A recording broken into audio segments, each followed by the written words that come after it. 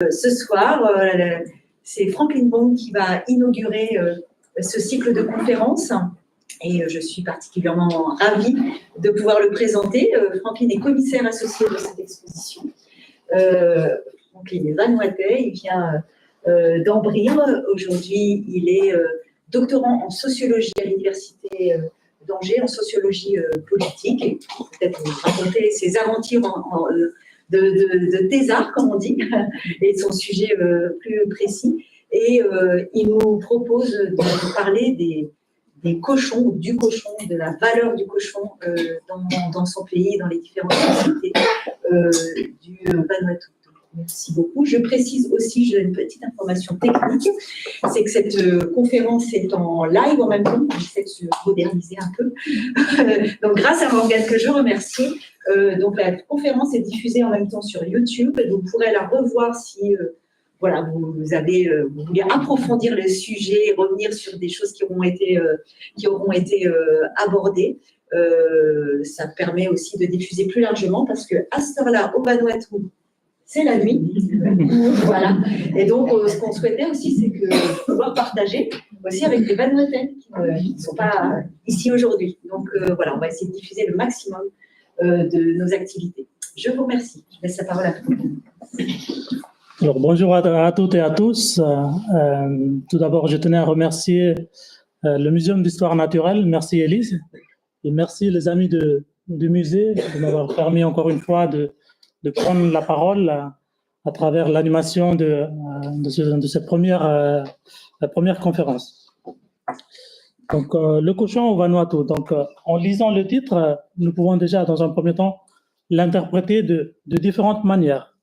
Le cochon au Vanuatu, donc son origine, sa provenance, comment est-il arrivé au Vanuatu? Deuxièmement, un animal au centre du système social. Ici, le mot centre d'un système m'interpelle. On pourrait l'interpréter en tant que mécanisme fonctionnel qui renvoie à l'action. Par exemple, un corps humain a besoin d'un cœur pour fonctionner, ou encore une voiture a besoin d'un moteur pour rouler. Eh bien, c'est dans ce sens-là que vient s'inscrire symboliquement l'importance du cochon comme un âme vivant dans la société vanuataise.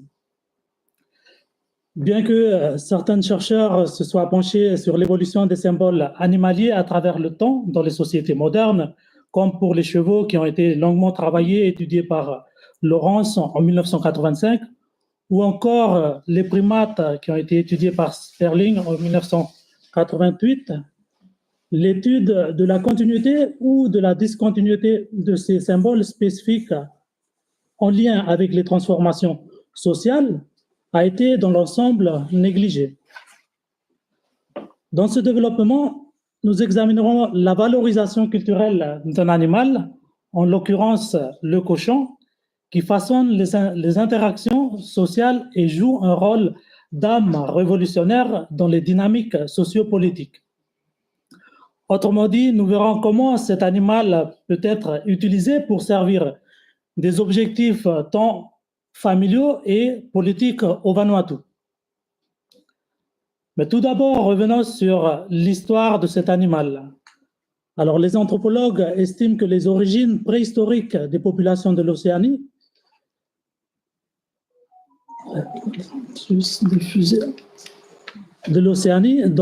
y compris donc, la Polynésie, la Micronésie et la Mélanésie, dont se situe le Vanuatu.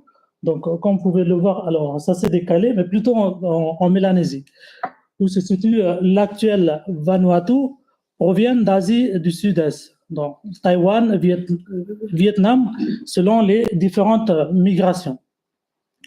Au Vanuatu, l'élevage des cochons est théoriquement lié à la civilisation Lapita, donc une culture principalement caractérisée par sa poterie retrouvée sur des sites archéologiques en Océanie. Plusieurs éléments distincts de cette culture ont été identifiés, notamment des herminettes en pierre et en coquillage, des hameçons en coquillage dans certains sites, des objets de parure en coquillage et dans certaines régions, des habitations sur pilotis au bord des lagons et ainsi des sépultures. Pardon.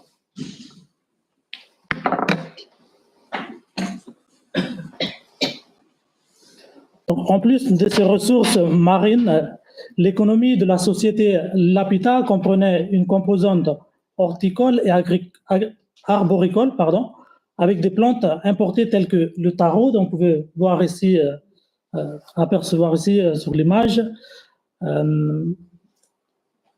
la banane, le manioc, le cocotier, ainsi que des animaux comme le chien, la poule et ce qui nous intéresse particulièrement ici, ce petit cochon. L'archéologue australien Peter Bellwood, à travers ses recherches, soutient que ces différents éléments, y compris les échanges d'idées et de techniques qui définissent la culture Lapita, sont bien présents dans les îles d'Asie du Sud-Est.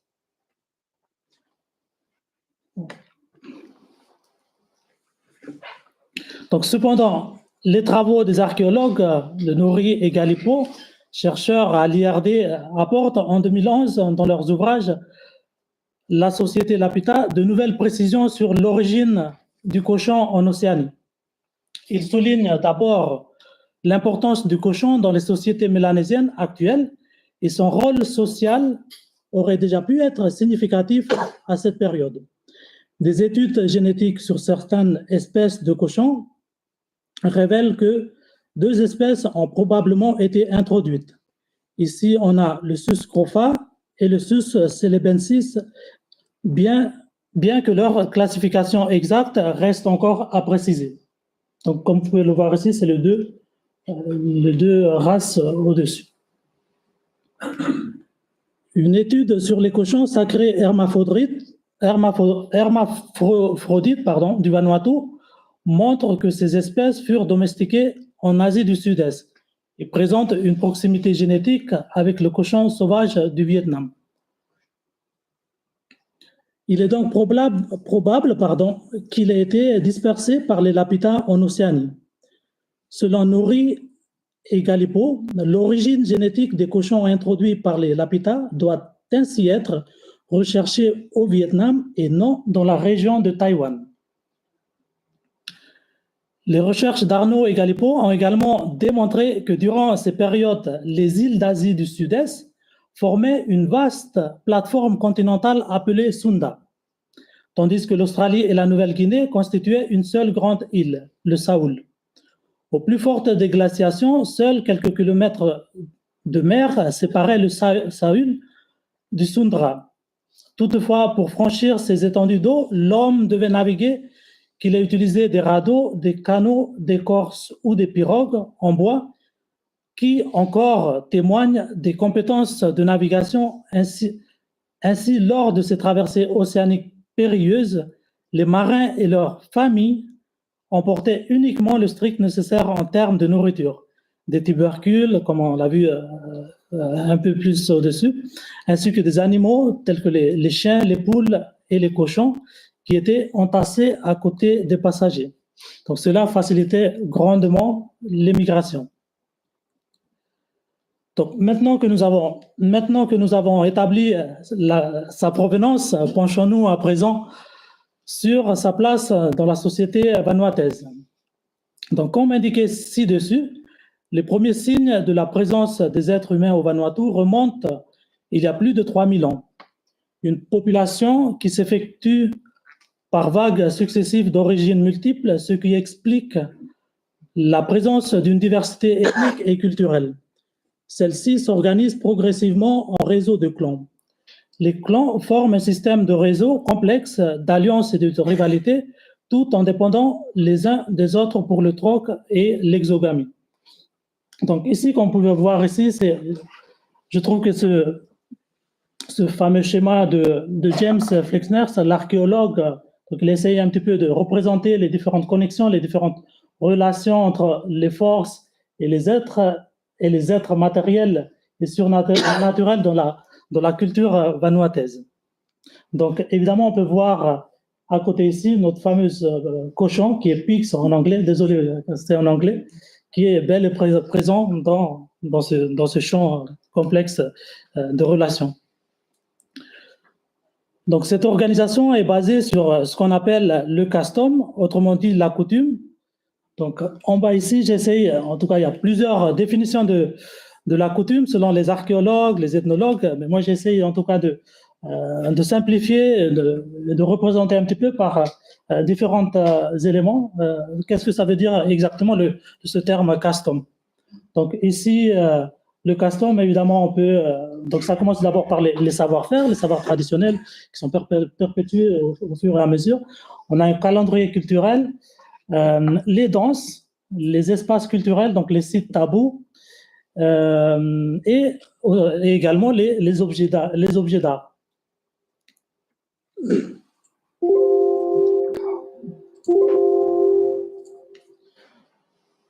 Donc, dans une société sans argent liquide, le cochon est avant tout un des moyens pour mesurer le bien-être social, un indicateur pertinent de richesse, et de pouvoir d'un être social. Il est souvent associé à des pratiques culturelles et artistiques. Dans les coutumes de l'archipel du Vanuatu, le cochon est positionné au cœur des cérémonies culturelles et des rites, notamment la circoncision, le mariage, la réconciliation et le système de grades. Donc ici, dans cette photo ici, c'est une cérémonie de grades qui a été réalisée l'année dernière, dont j'avais assisté. Donc, comme vous pouvez le voir ici au premier plan, il y a, pour permettre en tout cas l'ouverture de cette cérémonie, on peut constater qu'il y a une dame à côté. Donc encore une fois, la femme aussi a son rôle important avant les rituels. Donc il donne même l'autorisation en geste pour toucher le cochon avant de procéder. Donc, nourri à la main, le vera est une réserve d'âme masculine et cette force est spirituellement transférée au sacrificateur de l'animal lorsque celui-ci est tué. Ce sacrifice permet aux hommes d'acquérir sainteté, titres et emblèmes de leur rang et d'atteindre les plus hauts gradés. Les défenses recourbées sont reliées à l'image du chef et son statut social. Des compétitions peuvent exister évidemment entre les jeunes garçons concernant l'élevage des cochons. Au nord de l'archipel, les femmes allaitent simultanément un enfant et un porcelet. En devenant adulte, l'enfant hérite directement du cochon, un patrimoine obtenu dès la naissance. Ce patrimoine qui doit à son tour être sacrifié pour que le jeune puisse obtenir une place dans la société et ainsi également rendre hommage à son Nazara, c'est-à-dire le berceau du clan matriarcal. Ces événements de la vie sociale et collective s'inscrivent au sein d'un système de pouvoir et de prestige qui repose en partie sur la possession et l'échange de cochons, comme la théorie de Marcel Mauss sur le don contre don, qui est une forme de contrat social basé sur la réciprocité pour appartenir à une société. En cas de conflit ou d'infraction, par exemple, le sang d'un cochon sacrifié enlève symboliquement les charges et permet la réconciliation et la paix. Sur l'île de Malekolo, plus particulièrement, le cochon est représenté pour sa représentation totémique. La dent de cochon est également l'un des symboles clés et sa valeur est déterminée en fonction de sa courbure. Un cochon avec une dent qui fait 2 à 3 courbes représente une grande valeur symbolique, économique et politique. Donc, au-delà des aspects pratiques, le Vanuatu a décidé d'intégrer symboliquement le cochon dans la construction de son identité nationale. Les défenses de cochons courbés figuraient dans les symboles officiels de la souveraineté du pays. Sur le drapeau, par exemple, le drapeau national, la défense, comme vous pouvez le voir ici, la défense de cochon enveloppée de feuilles de fougère, symbole de paix. Sur l'emblème officiel, un peu plus haut, elle sert de fond à un guerrier tenant une lance et à la devise du pays. L'angod Yumistanap, qui veut littéralement dire « Dieu est notre guide ». Et sur la monnaie du pays. Donc la monnaie, vous pouvez juste voir en bas. Ou encore les voyageurs qui se rendent au deuxième plus grand aéroport du pays marchent entre une réplique géante d'une défense de cochon et un tambour statuette à fonte. Et encore, même les amateurs de bière se rappellent l'importance du cochon lorsqu'ils boivent, car la bière nationale du Vanuatu porte le nom de Tasker, qui veut dire défense, et ici au Vanuatu, les défenses de cochon. Donc, vous pouvez voir ici, d'un côté.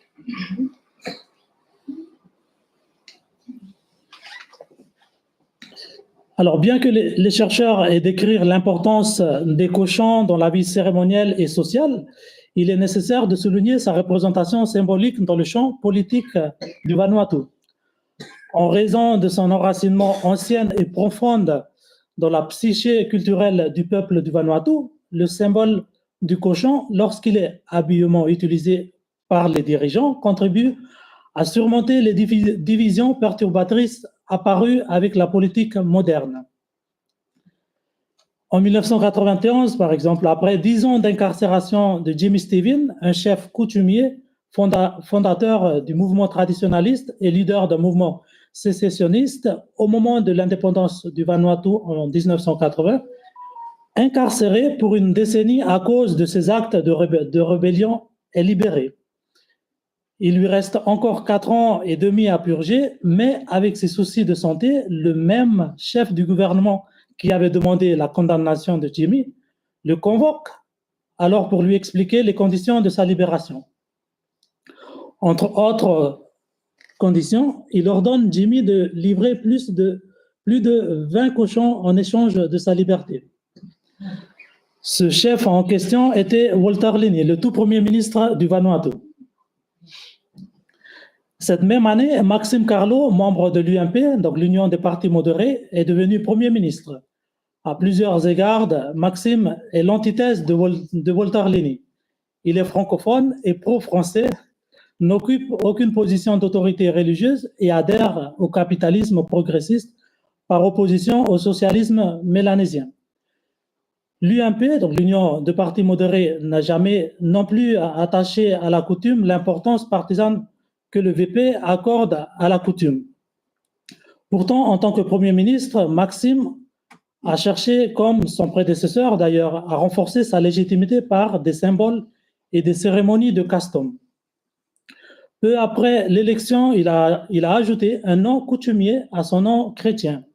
Et lors de ses voyages dans les îles périphériques, il a sacrifié publiquement de nombreux cochons, accumulant ainsi des titres de chefferie traditionnelle. Cela prouve encore une fois que l'abattage cérémoniel de cochons est le bon moteur d'ascension politique. En outre, les cochons ne jouent pas seulement un rôle dans le système politique au Vanuatu. Ils sont l'élément déclencheur de multiples projets de développement du gouvernement, évidemment quand il s'agit d'appliquer les normes traditionnelles. Enfin, l'effet... Alors, désolé, j'étais en retard avec les slides. Donc là, un petit peu, vous pouvez voir des petites photos. On passe... Enfin, les festivals d'art sont des occasions importantes de rassembler les habitants des différentes îles du Vanuatu et de leur permettre d'exposer les cultures à travers des chants, des danses, de l'artisanat, de la magie, etc. Alors, peut-être juste venir ici parce que j'étais parti un peu plus en avant. Non, c'était bien le diapo. Ouais. Donc, d'un point de vue politique, il est encore plus marquant que ces festivals artistiques soient des occasions de forger un cadre comme de coutume nationale. Le fait que la cérémonie d'ouverture du festival comprenne la mise à mort d'un cochon par le président de la République paraît de ces insignes traditionnels et donc considéré comme tout à fait naturel. Donc ici, c'était le festival d'art mélanésien de l'année dernière. Donc il y avait toute une cérémonie, notamment à l'occasion de la venue du président français, M. Macron. Vous l'avez pas dit, non, elle n'a pas dit qu'il avait tué un cochon.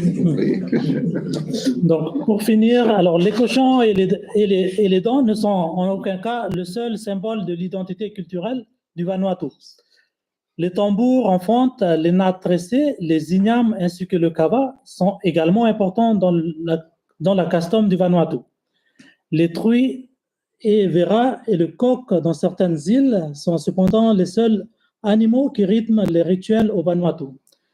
Cela seul leur confère un pouvoir particulier, presque humain selon la cosmologie traditionnelle, leur récupération symbolique par les hommes d'État modernes qui construisent la nation est plus puissante que celle accomplie par les artefacts dérivés de plantes, de bois ou encore de fibres. Même si les enseignements chrétiens ont supplanté de nombreux enseignements autochtones, y compris une genèse dérivée de l'animal en question, le cochon, est considéré comme l'âme essentielle au fonctionnement de la société vanuataise. Avec la mondialisation, les individus du monde moderne cherchent toujours à obtenir un statut dans le secteur traditionnel.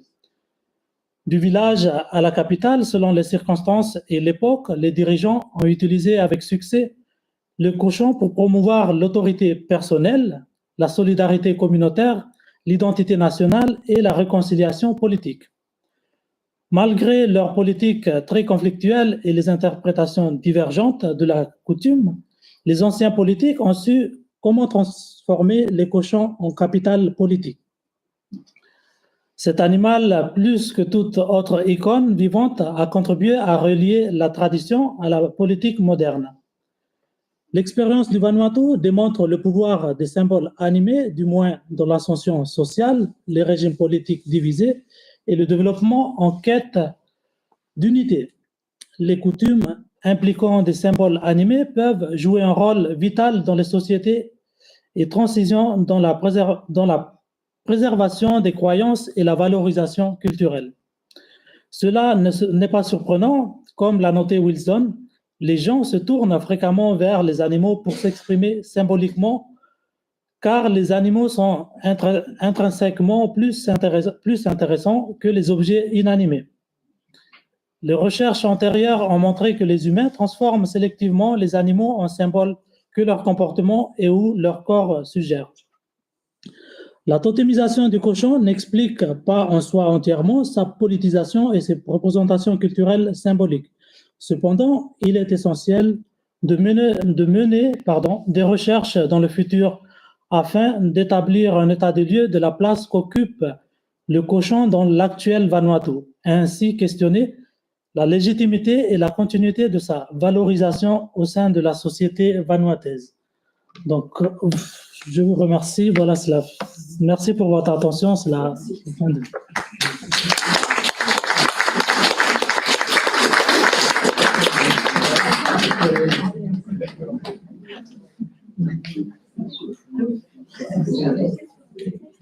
On a le droit de poser des questions. Oui.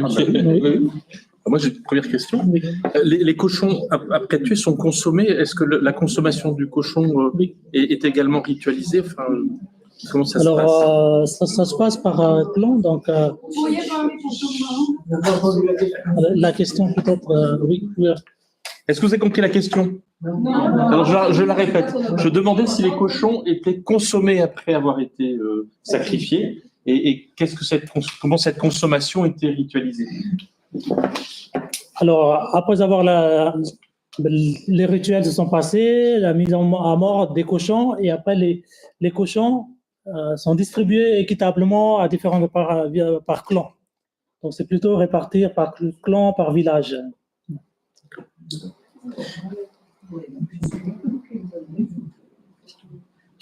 Pour les consommer. Pour les consommer, oui. D'autres questions? Oui. Moi, j'avais une question par rapport à la relation entre hommes-cochons. Est-ce que ce sont que les hommes qui ont le droit de récupérer des cochons? Une fois que les femmes ont élevé les cochons, est-ce que ce sont que les hommes qui ont le droit de récupérer les cochons, les abattre, les distribuer? Ou est-ce qu'il y a aussi des femmes ou certaines femmes ont droit, dans le cadre de leur rituel aussi, à avoir accès au cochon. Alors oui, effectivement, il y a certains rituels qui sont dédiés spécifiquement aux femmes. Donc dans ce cas, les femmes, voilà, ils ont ils ont leur propre processus de rituel jusqu'à la mise à mort des cochons. Donc ce qui existe vis-à-vis des hommes, on retrouve aussi dans ce processus auprès des femmes. Oui.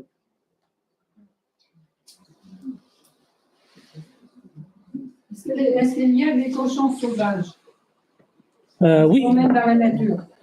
Alors, oui, effectivement, il y a des cochons sauvages, mais le cochon ici en question, c'est des cochons qui ont été récupérés, nourrir au sein de la famille. Donc, c'est un âme, si vous voulez, ça devient un membre de la famille, si vous voulez.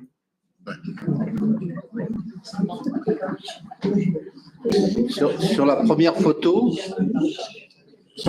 photo, on a vu une femme qui s'approchait du cochon. Quelle était sa signification? Là, voilà. Là. Alors là, c'était. Qu'est-ce que ça signifie tout ceci là? Alors symboliquement, la femme touche le cochon. Oui. Et c'est un geste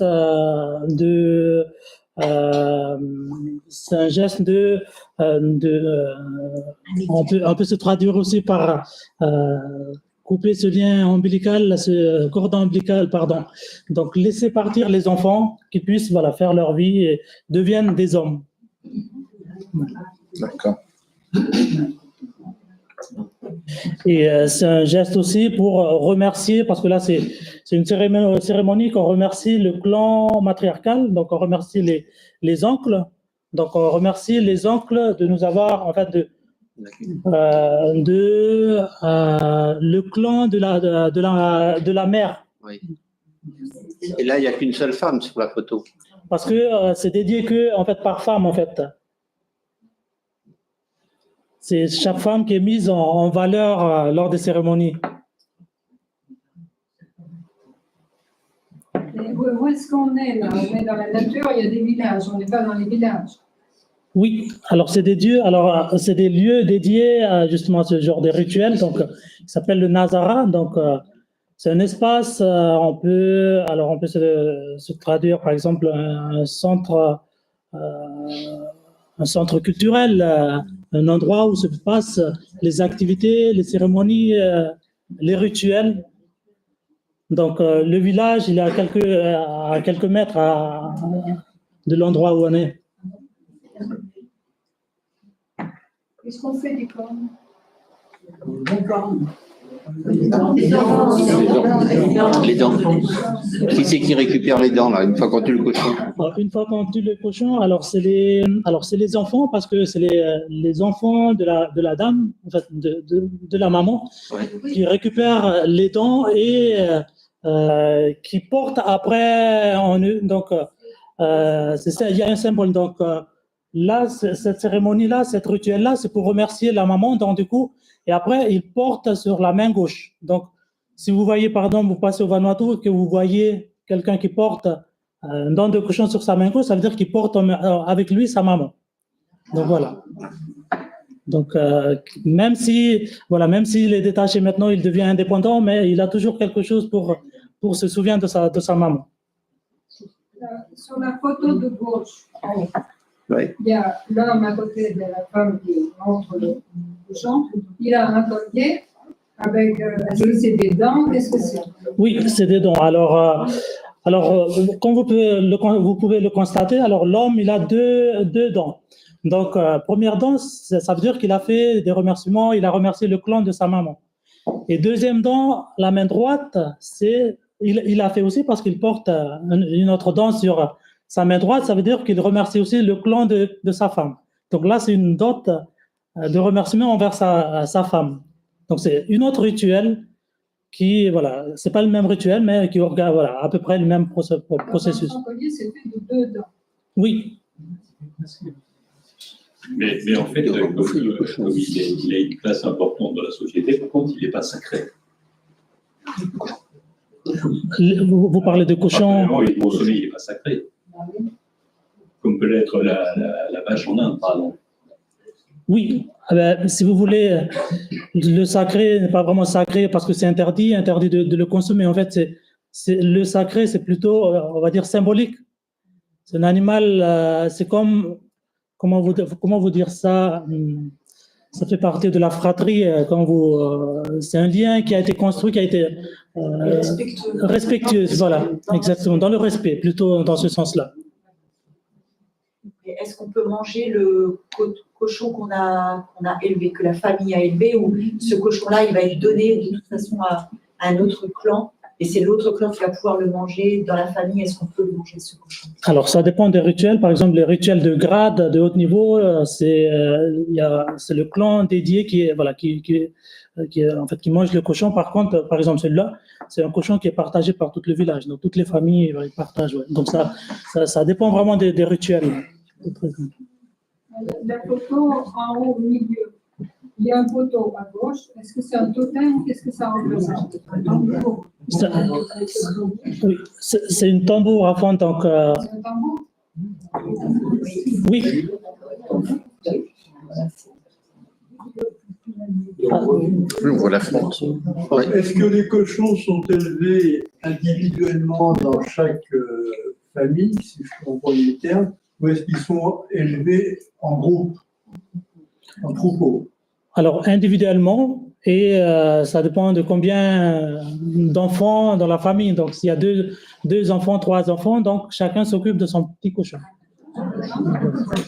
Donc, les familles ont aussi détruit, parce que pour avoir des porcelets, il faut détruire.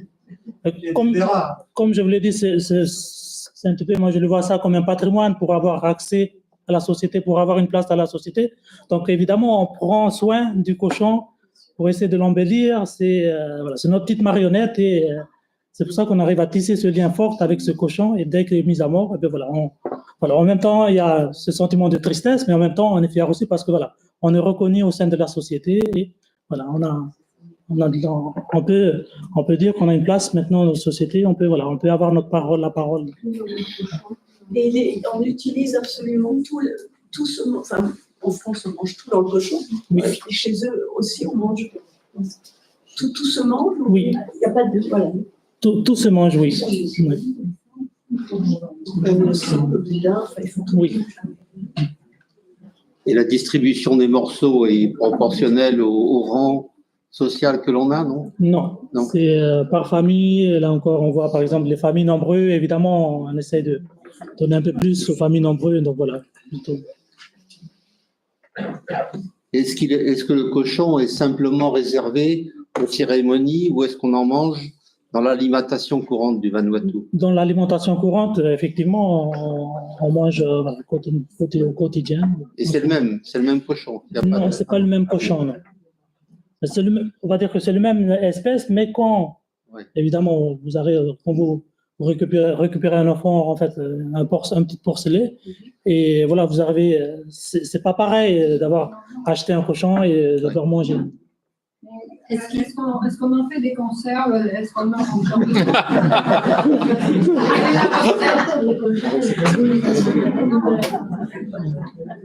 Alors, la recette traditionnelle, donc c'est le bougna, mais bougna au four, donc on peut, ou la plape, je ne sais pas si vous étiez là le vendredi lors du vernissage, mais on a des techniques de cuisson, avec les pierres volcaniques, donc évidemment des techniques et des feuilles de bananier. Ouais. Puis de conservation, parce qu'il fait chaud.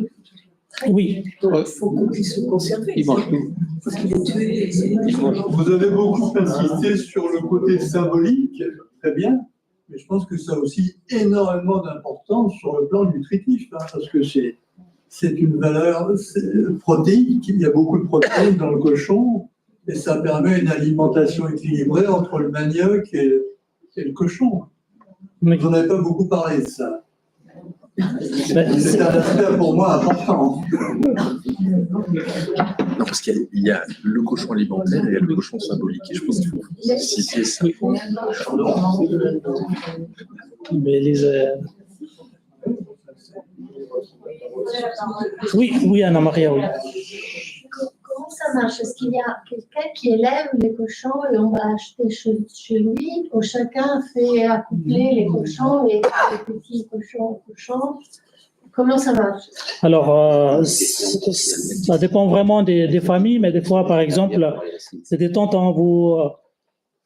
Vous passez une soirée chez les tontons et ils disent, mais tiens, il y a un petit cochon qui traîne là, je sais pas, je vais mettre où. Et ben, justement, c'est des petits discours comme ça que, voilà, vous savez que il y a un cochon qui est en train de se libérer et vous savez que le cochon, voilà, vous pouvez d'ailleurs récupérer le cochon et l'élever. Donc, c'est pas des demandes directes comme on peut l'avoir ici en France ou en Europe. Non, c'est vraiment des tournures de phrases. C'est pour ça, il faut être attentif à la parole. On dit la parole est sacrée dans ces sociétés. Et voilà, il faut vraiment être attentif, que ce soit les tontons, les vieux. Donc, Non, mais ma question, c'est savoir, pour avoir des petits cochons, il faut faire des accouplements entre les cochons, les mâles et la femelle. oui. Et comment ça marche? Est-ce que chez soi, on a les deux et on fait, après on donne, ou il y a quelqu'un qui a un élevage? Alors, il y a presque 80-90% des familles élèvent les cochons. Donc, ils ont les deux. Oui, le verra et la truite, donc oui. Oui. Il y a combien de portées par an? C'est court comme une période de gestation?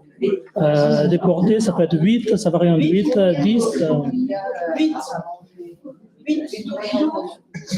Tous les jours, on mange une cochon. On en mange une fois tous les mois.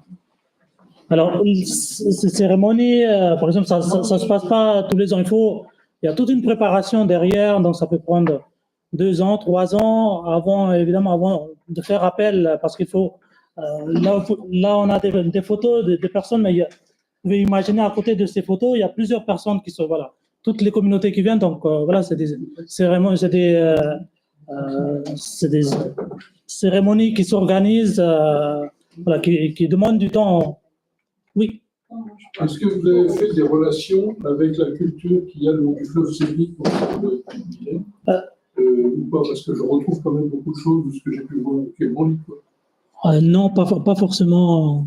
Oui, pas fait de parallèle. Non, j'avais fait le choix de me concentrer sur l'Océanie, mais évidemment, par exemple au Burkina Faso, où ils ont une approche avec les crocodiles, donc oui, ça serait intéressant aussi, évidemment, de voir comment les symboles animaliers représentent dans ces... Et d'une manière générale, en Mélanésie, c'est très important, enfin, en tout cas, même en Papouasie-Nouvelle-Guinée, en Nouvelle-Guinée, c'est très simple, c'est aussi le cochon est aussi très important. Et comme le montrait Franklin avec sa présentation sur le peuplement, on voit bien qu'il y a une tradition qui est partie d'Asie du Sud-Est et que dans toutes les îles qui sont avant le Vanuatu, il y a des traditions qui, après ça varie, hein, mais qui se retrouvent et le cochon. Et quelle est la religion majeure du peuple vanuatu? C'est le christianisme. En fait, dans la petite plaquette du musée, là, il y a un topo sur une conférence. Et à un moment, on parle de circoncision, donc le rapport avec le cochon et les circoncisions et le niveau religieux. Au niveau religieux, alors c'est des pratiques qui ont existé bien avant l'arrivée des missionnaires, donc là c'est des rituels qui existent déjà bien avant, qui existaient avant déjà, oui. Et qui n'existent plus. Ça continue, non? Ça continue. Oui. Et le rapport avec le cochon, fait à peu près c'est les mêmes rituels, la mise à mort, oui. Festivités, etc. Oui, festivités, oui. Pardon, bon, là, je ne peux pas parler de cochon, mais vous parlez de tonton, c'est bien un tonton utérin de la maman, c'est le frère de la maman? Oui, c'est le frère de la maman, oui. L'oncle, c'est en fait l'oncle maternel. L'oncle maternel. Oui.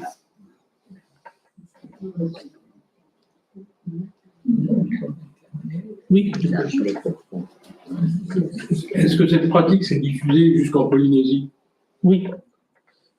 Mais Après, selon les pays, évidemment, ils ont les pratiques, voilà, évoluent différemment par rapport aux régions. Mais ici, ce que je vous ai présenté ici, c'est plus précisément au Vanuatu, sur l'île d'Ambrym. Ils ne mangent pas du cochon tous les jours. Non. Quelle est la... Qu'est-ce qu'ils mangent en Norvège. Attends. Il y a quoi en côté, il y a les nourritures, la nourriture de Le quotidien, ben, on a les poules, on a beaucoup de poissons, se nourrit beaucoup de poissons. Ouais.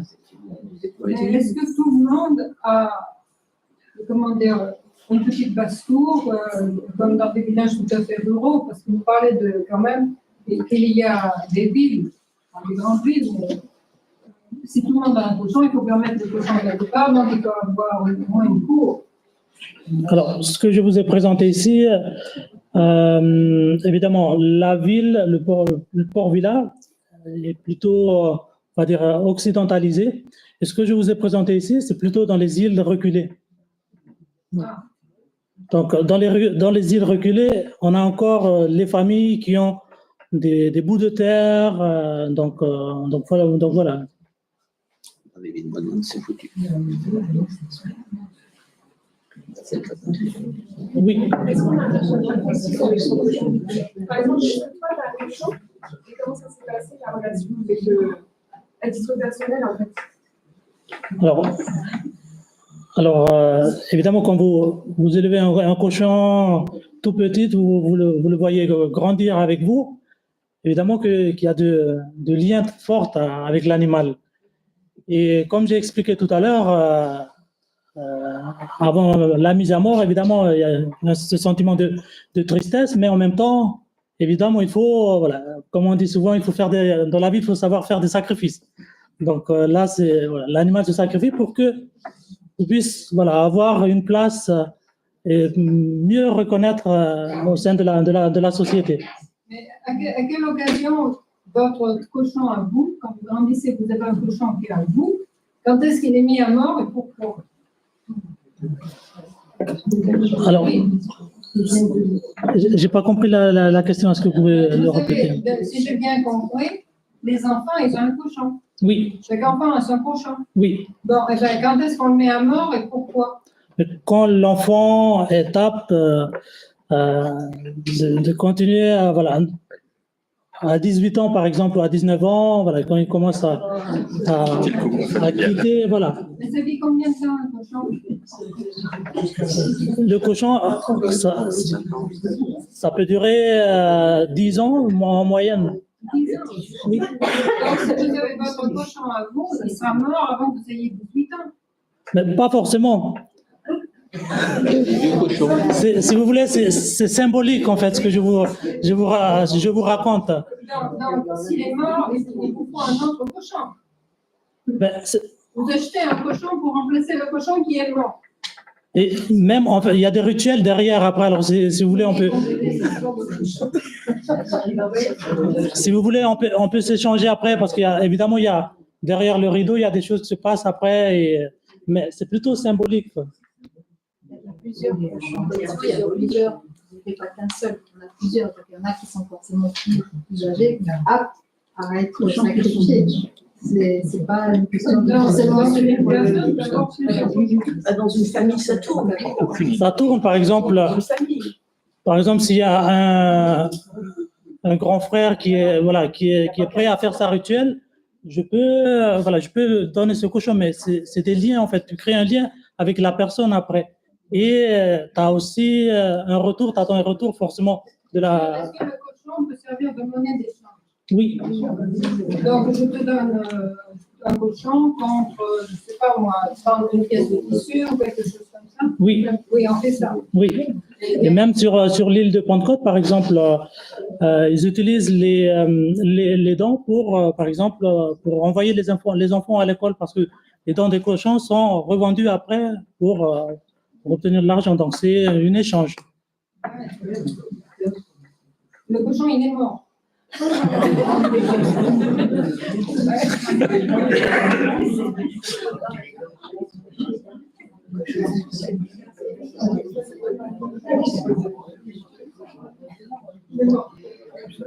C'est un cochon.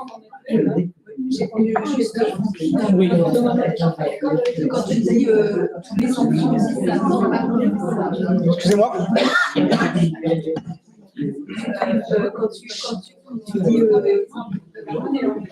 excusez-moi si vous voulez entendre, quand tu dis tous les enfants ont leur cochon, ça veut dire filles comme garçons vont avoir leur cochon. Oui. Ok, bon, elles doivent s'occuper d'un cochon. D'un cochon, oui. D'accord.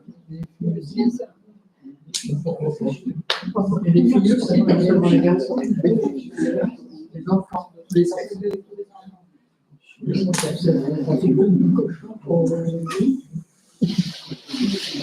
Quelle est la population? Autant qu'elle est bonne à tout. Plus même, je pense. Ouais. Oui. Vous allez à l'aéroport, il y a des cochons sur la piste. Oui. S'il vous plaît. Vous avez parlé beaucoup de cochons d'élevage. Qu'est-ce qu'il en est des cochons sauvages? Alors, les cochons sauvages, évidemment, on sert aussi pour, comme alimentation, voilà, quotidien. Donc, on fait des chasses, oui. Les sangliers, oui. Dans quel cas le cochon permet de monter en grade, en fait? Parce que là, on a parlé beaucoup du cochon qu'on élève, etc. Oui. Mais ce que vous disiez aussi, c'est que sacrifier un cochon permet de monter en grade ou même le président de la République qui vient tue un cochon. Enfin, donc là c'est un autre type de symbole, en fait. Alors, si vous voulez, les structures traditionnelles sont fermées. Et pour avoir part à la discussion dans des structures ou au sein des Nazareth, des lieux,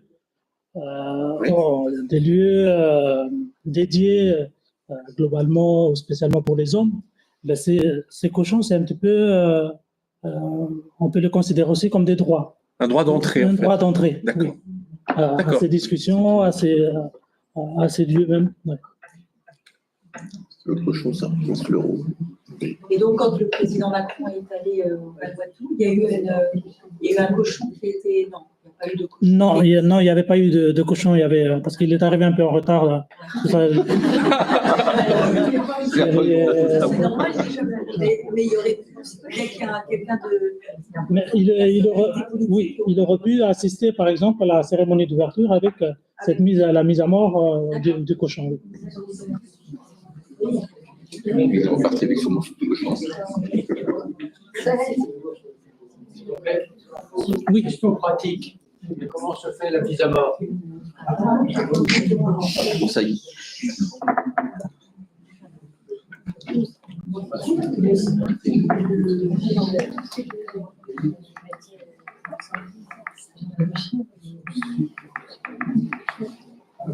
Alors, je ne sais pas si vous pouvez le voir clairement, mais la mise à mort, ça se fait par les massues. Avec une hache. On l'assomme et on le saigne. On l'assomme, oui. Voilà. Vous savez, on le voit en bas à droite. Oui, en bas à droite. Oui. On peut le voir ici. Là. Voilà. Comme on pense autrefois. On l'assomme, on l'accroche, on le saigne. Je fais juste une petite publicité pour le muséum. Si vous voulez voir exactement à quoi ressemble une massue vraiment vraie, au 3e étage, vous avez une massue qui est présentée, qui vient de l'île d'Ambrine de chez Franklin. Et si vous voulez voir aussi un tambour, un très beau tambour aussi au 3e étage. Donc, comme ça vous. Avec les dents de cochon qui sont représentées. Comme ça vous permet de visualiser. Il faut expliquer le processus de formation des dents et combien de temps il faut qu'il y ait une courbe de cours, voire 3. Alors, ça se passe, s'il vous plaît. Alors, au bout de 3 ans, alors dès petite, on enlève déjà la canine, le canine au-dessus, et on le nourrit avec des plantes, évidemment des plantes médicinales qui sont dédiées justement à accélérer son développement. Donc, je dirais 5-6 ans, c'est qu'on commence déjà à avoir la canine en fait, c'est la courbe qui commence. Pour faire les 2 voire 3, il faut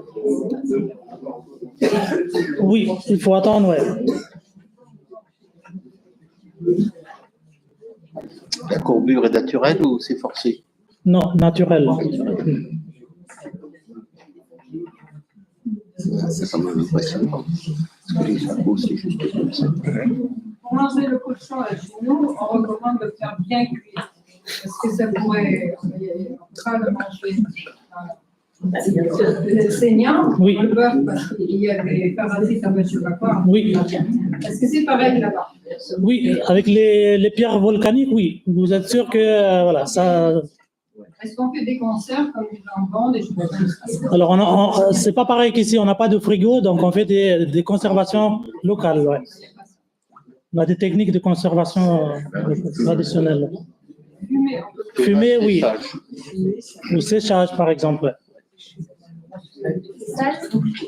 Du sel, oui. Avec l'eau de mer, ça se conserve.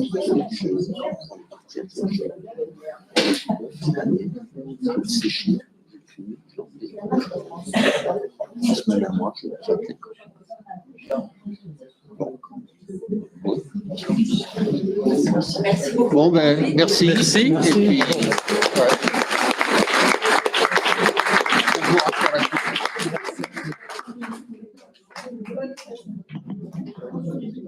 C'est très intéressant. Hein? C'est très intéressant. Oui, ça oui,